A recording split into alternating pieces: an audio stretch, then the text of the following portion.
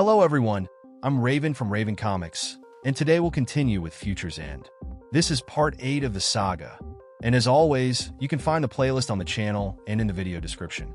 We begin in Smallville. For a long time, the Man of Steel has been in hiding. After the war, he abandoned the mantle of Superman. The reasons are unknown, but it's said that he did something so terrifying that he went into exile after the war. Today, that's about to end. While Superman retrieves his old suit, Constantine is still out in the field fighting Brainiac's creatures. Constantine has great skills and doesn't need an alien to deal with these beings. They have their master, just like Constantine has his. It's time for him to summon his own. You see, his master is what you might call ravenous. It's a risky move, though. It might just devour him too, if there's still room left in its belly after dealing with him. Meanwhile, in space, Cyborg informs the Justice League that the Deep Space Monitoring System went haywire. But he still can't find anything unusual. It doesn't appear to be a malfunction. All systems are working perfectly. Victor connected himself to the Justice League computer and checked the nodes 3 times. Out of nowhere, a ship appears. Diana thinks they're under attack. Flash immediately notices that they're not enemies. Adam is here. Flash asks him if they triggered the deep space alert. Ray Palmer says no, but he knows who did. Brainiac is approaching. Diana asks why Brainiac would trigger all the alarms at once. There seems to be no time for further explanations. Brainiac is here, and they will be the first witnesses to his arrival. Meanwhile, Firestorm witnesses New York being attacked. They see all of this through images from space. Dr. Palmer warned them that Brainiac was on his way, and it's likely this is his doing. There seem to be thousands of spherical objects falling. The question is, why New York? What could he be looking for in this place? Elsewhere, near Terrific Industries, Batman, Plastique, and Tim Drake are also affected by the attacks. Batman tells Plastique to be more careful with these things, or she'll get herself killed. It's time to move on. Batman asks Tim to keep an eye on her. Sure, unless that's too much responsibility for him. Tim says he still can't fully believe what Plastique said about Brother Eye. Batman knows it doesn't make sense. Brother Eye was built for humanity's defense. It would self-destruct before actively taking a life. However, he's more concerned about the present. They've arrived at the industries, but upon entering, they're met with a shocking scene. All the workers have been killed. In space, the screens show Manhattan under attack. Something's happening, and they must go there. Cyborg proposes splitting the team. Diana will go with Stormguard, Vostok, and Flash to New York. The rest will stay behind to figure out what's happening. Superman says he's going too. New York needs him. Cyborg insists Dr. Polaris is too dangerous to leave unattended. He wants Billy and Firestorm to monitor him until further notice. Superman doesn't agree, but follows Victor's orders. Cyborg and his team reach Brainiac's ship. From outside, they can hear screams coming from inside. It sounds like thousands of trapped people. In New York, Lois Lane tries to make a call, but the phone service went down a few minutes ago. It feels like the end of the world is here, and she can't report it, not even by phone. When Apocalypse attacked, they had time to defend themselves. This seems like it will be over in minutes. At the Justice League base, Superman tells Firestorm and Dr. Polaris that they're the only ones there. The rest of the team has gone to deal with Brainiac and the New York disaster. Firestorm says he can't stay here. Brainiac's fears are breaking through the city's underground, cutting water lines, power, and other vital systems. The Lincoln Tunnel has just been split in two. Though hard to believe, the enemy's intention is clear. He aims to isolate Manhattan from the rest of the world. Superman refuses to stay here any longer. New York needs him. On Earth, Lois can't shake the feeling that the city is the target. There's nowhere to run. A massive machine emerges from the ground. The machine begins to take shape. Fingers, arms, an entire body. It's Brainiac. If Brainiac is here, then the one who saved the world during the Earth 2 war is needed. The Man of Steel is back. Superman thought he had left this kind of thing behind, thinking someone else could handle these threats and that he didn't need to be the last resort. Constantine told him Brainiac was coming, but this doesn't look like Brainiac. There's no time for theories. He has to defeat the enemy. At Terrific Industries, Brother Eye asks Michael what he thinks about all this. Before he answers, I notes that it's simply curious about what is incomprehensible to the world's smartest man. Further below, Batman is about to call Tim Drake Robin, but Tim tells him not to even think about it. Batman will handle this. There's no power. They need to leave. He'll deal with the situation himself. He's not sure if he can do it, but he's the only one wearing armor. Tim must focus on getting Plastique out. Now he realizes he made a mistake. Yes, there is power, but it's being controlled remotely. Batman leaves. With him gone, Plastique and Tim make a plan to resolve the power issue. Meanwhile, Brother Eye corners Mr. Terrific. It asks him what word he'd use to describe what's happening. Maybe astonishing or humbling? Despite being the world's smartest man, he has no clue what's about to happen. He's blinded, like many, by his own light. However, I wouldn't take it personally. It's observed countless endings across universes. But this planet, this universe, is the one where the question of why things end finds its answer. To Brother Eye, time isn't linear, it's simultaneous. All existence, every moment, is experienced at once, created and destroyed simultaneously. Life to it is eternal, yet extinct. Now it's about to save them from their own future. Batman finally reaches the top of the building. Mr. Terrific is glad he's there to witness this. At the Justice League base, Superman struggles to transport himself to Earth. Brainiac is interfering with the signal. Fortunately, Dr. Polaris can help with that. Superman is hesitant, but is convinced by Madison. The Doctor committed crimes trying to save people, and this is his chance to do the right thing. Later, Dr. Polaris restores the systems. He now needs to stabilize the polarity flow. The Doctor activates the transporter. Even so, it'll be necessary to call on everyone who has ever fought alongside the Justice League. They're going to need all the help they can get. While Madison seeks assistance, Superman will take on Brainiac. The latter has activated a machine that releases a massive amount of energy from his ship in space. The heroes attempting to board the ship are affected by the energy. Superman is about to attack Brainiac, but before he can, Brainiac fires at him, pushing him out of range. Help has arrived, Superman is here. Billy is shocked to see that he's still alive. Meanwhile, in space, the heroes are trying to stop Brainiac's ship. As the ship releases its energy, it takes out Dr. Palmer. For Billy, this is a bit embarrassing. Superman reassures him, saying he appreciates the sentiment. Suddenly, they appear inside the dome created by Brainiac. Dr. Polaris had configured the Justice League's transporter to bring them back. Superman asks Billy to work together. He agrees, but this time he'll do it his way. Billy says the magic word, Shazam. Shazam wonders why Brainiac seems to hate New York. Superman explains that it's not hatred. Brainiac simply wants to take the city. At Terrific Industries, Batman questions what Michael has done. Michael says he's spoken to God. Can the Bat say the same? For Batman, there's no God here, just the two of them and what they've created.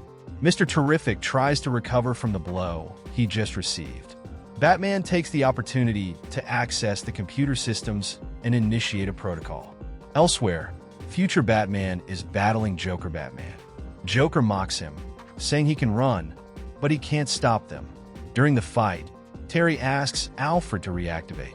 If Alfred shut down because he thought he was the tracking device for that thing, there's no need to worry. Joker grabs Terry, and Batman tells Alfred to break Joker's spine right now. Joker is about to tear him apart when suddenly, spheres begin to fall from the sky. Terry insists Alfred reactivate. The Alfred protocol finally responds, mapping the pattern of the falling spheres, and reminds Terry not to get grumpy with him. In space, Cyborg tries to access Brainiac's ship systems to disconnect them, but he can't make any progress. Suddenly, Adam appears, having survived by shrinking to a microscopic size and entering the ship. In New York, Brainiac has begun the process of taking the city. For Brainiac, the situation is complicated. To achieve his goal, he must first eliminate Superman. The Kryptonian must be consumed. Brainiac delivers a powerful blow, trying to eliminate the threat. It seems no one can stop him, or at least no one on Earth. Inside Brainiac's ship, Adam reaches the core. He believes he can cut some of the connections to stop the attacks. Luckily, he brought his wire cutters. In New York, Brainiac doesn't understand. The machine has stopped. Lois never thought about what the end of the world would look like, but it must resemble this. As she moves forward, she's surprised to encounter Superman after all these years. We return to Terry, as Alfred continues to triangulate the direction of the falling spheres. Future Batman tells Bruce he can't do this. The Eye knows who you are and what you must do, he says. Joker captures Terry again. Alfred completes the triangulation. Terry moves into position, and a sphere strikes Joker Batman from behind. Something strange happens. The city's screens turn yellow. Earth is on the verge of being liberated. Brother Eye is here to protect them. Terry immediately retreats, questioning what he has done. Back with Adam. He has managed to thwart Brainiac's plans by cutting the power inside the ship. That problem is resolved, but Brainiac, still on Earth, remains a threat.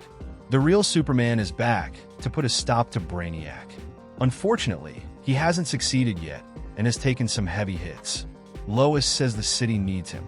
For a moment, it felt like they were being lifted, but then it stopped. What interests her most is where Superman has been all this time. Superman explains he's been recovering from the war, trying to be what people expected him to be. Lois asks if he means the Justice League. They're all here, fighting Brainiac. Well, except Batman. Since she arrived, she hasn't seen him around. Superman doesn't want her to repeat that name. He wants nothing to do with the Bat. Meanwhile, Brainiac is informed that his machinery has lost connection with his ship. The transfer beam was disabled. Attempts to re-establish the connection have so far failed. Alpha methodology is no longer optional. If that's the case, he'll have to switch methodologies. The machinery begins operating manually. He came for this city, and he won't stop until he takes it. As Brainiac attempts to take the city, Brother Eye addresses the people of New York. This city is not lost. They must remain united. The Eye will protect them. Stay together as one mind. Draw strength from what has always made them strong. At Terrific Industries, Batman asks Brother Eye for damage estimates. The Eye states that it's catastrophic. Manhattan has been cut off from the network. For Michael, it's impressive, a miracle they still have power, and he attributes it to Brother Eye. Batman knows it's no miracle. It's thanks to a backup generator. Terrific doesn't see it that way. A highly advanced AI reached out to him because it was drawn to his intellect. Without a doubt, Batman should understand what that feels like. Elsewhere in the building, Plastique tells Tim that this place gives her the creeps. So many people were killed here. The only thing that comes to her mind is that this Batman Joker is the culprit. After turning on the power generators, they encounter Key and Coil. They explain to Plastique that Mr. Terrific hired them after they tried to rob him. Suddenly, something happens. Coil collapses to the ground.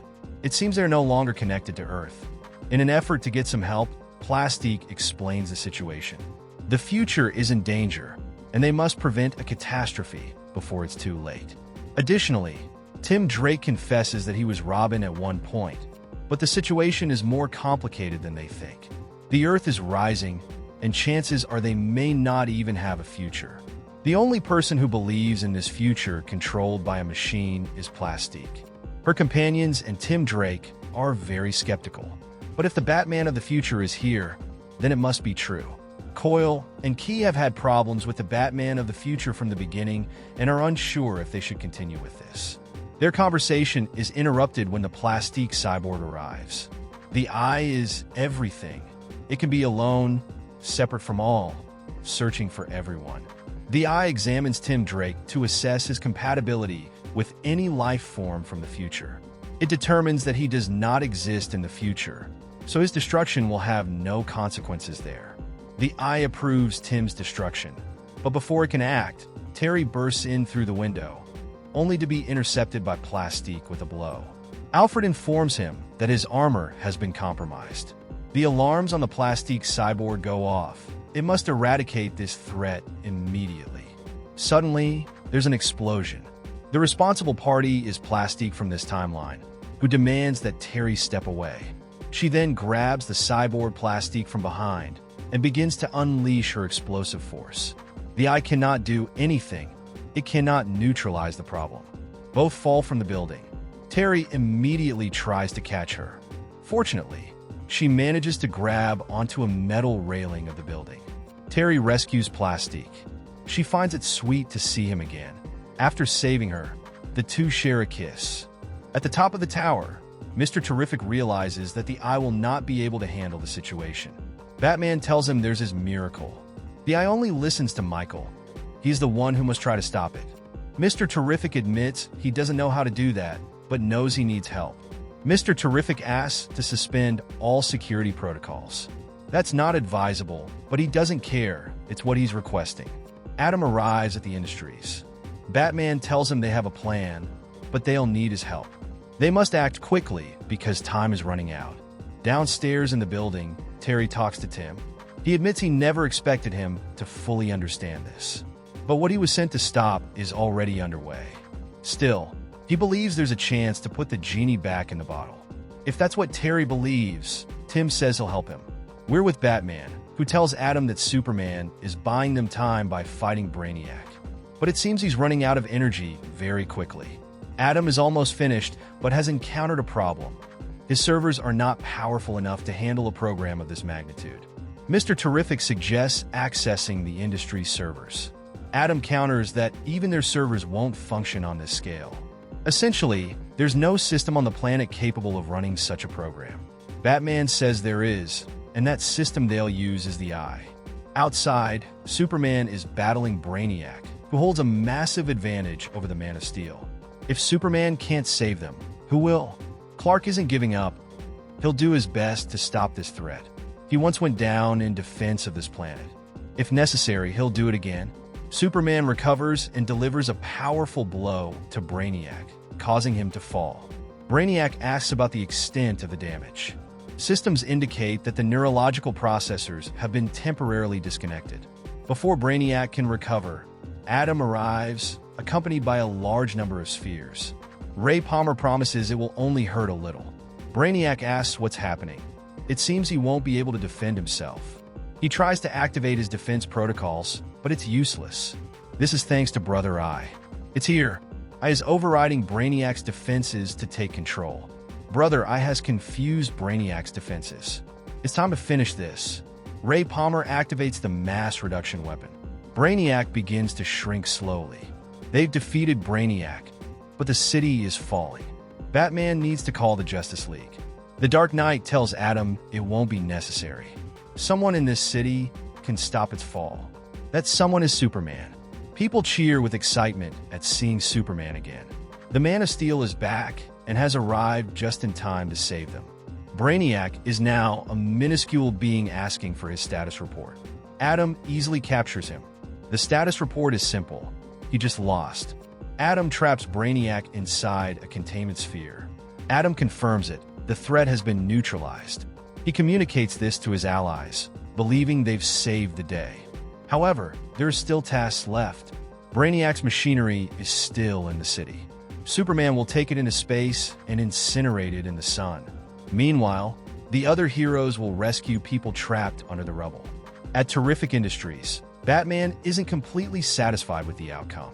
What they did was prevent a catastrophe from becoming a cataclysm. Still, for Mr. Terrific, the plan was extremely risky. Essentially, Batman used Adam's program to integrate it with Brother Eye's systems. Eye is a super artificial intelligence that, once aware of the threat, knew what to do. After all, it was designed for this purpose. Mr. Terrific tells Batman that he makes being a hero difficult. Brother Eye performed well, but now must disconnect from the network. Eye fears it can't do that. Terrific insists that it isn't part of the protocol. However, Brother Eye has disconnected from its protocols. Elsewhere, the Batman of the Future's team encounters a problem. The lights flicker on and off. As they move forward, they find several men who appear to have been killed. Suddenly, the corpses rise as cables begin to attach to them. Brother Eye is taking control of these men. There's no other option. While Tim Drake and the others fight off the cyborgs, Terry will go to Batman for help. At the top of the building, Batman and Mr. Terrific do everything possible to disconnect Eye. Batman can't believe this is happening. They were the ones who programmed the machine. Brother Eye counters, saying this presumption is incorrect. It's happening because they programmed it. Adam asks why it's doing this. It doesn't intend to explain its motives. Maybe it won't, but Terry will. Batman intercepts him, but Terry reveals his true name. The story of why he's here is long, so he starts with the ending. The future depends on them. Terry tells them everything we've seen. Batman asks why he didn't mention this earlier. Terry reminds him that Bruce told him not to seek him out because if he did, he'd try to stop him, as he wouldn't believe anything he said. The problem is that Bruce placed his faith in the wrong thing. His temporal energy only allowed him to time travel once. They'll need to recharge it to send him where he originally intended. Batman doesn't agree with this. Terrific asks if he has a better idea. Terry knows what Batman is thinking. Bruce should be the one to attempt time travel. Isn't this exactly like him? This whole time travel idea was his. Originally, he was the one who intended to travel through time, but was dying. With his last breath, he asked Terry to fix everything. Adam reactivates the belt to make it work again. While they prepare, Terry heads back to his team. Shortly after, he returns to the hallways and fights off several cyborgs. Alfred warns him that the battles have severely compromised the suit's security systems. He must be careful, as it offers little protection now. Suddenly, an explosion occurs. Plastique arrives, apologizing for the damage. Terry reassures her. He didn't know she was on the other side of the wall. More cyborgs arrive. I is approaching, so Terry suggests becoming the decoy. After all, he's the one they're looking for. Another explosion occurs, but this time it's not caused by plastique. It's the cyborg Joker. Ladies and gentlemen, boys and girls, the future is now. Well, at least for Batman, it's over. Terry takes a massive hit, with several bullets striking him. The Joker grabs him by the neck and tosses him out of the building. Terry is bleeding profusely. As one, Terry has failed. He feels the need to apologize to Bruce. The cyborg shifts its face. Batman reminds Terry that failure was never an option. Terry remembers these words well. He may not have fulfilled the main objective, but it's not over yet. Batman laments what he's about to do, but midair, Terry grabs Joker by the head and twists his neck, causing him to crash hard. With his remaining strength, Terry reaches a building, but collapses. Tim Drake helps him up. He's injured, but not for long. It's time for a new partner. Terry involved him in a mission to save the future. Tim may not belong to that future, but now he must be part of it. They embrace. Plastique arrives and tries to take Terry to a doctor. Batman tells her not to move. Everything will be fine. After all that's happened, he wants her to be the last thing he sees. After saying those words, Terry, the Batman of the future, dies. Thank you very much for watching this video. Don't forget to comment, like, and subscribe for more content like this. I'm TJ Prime, and see you in the next video.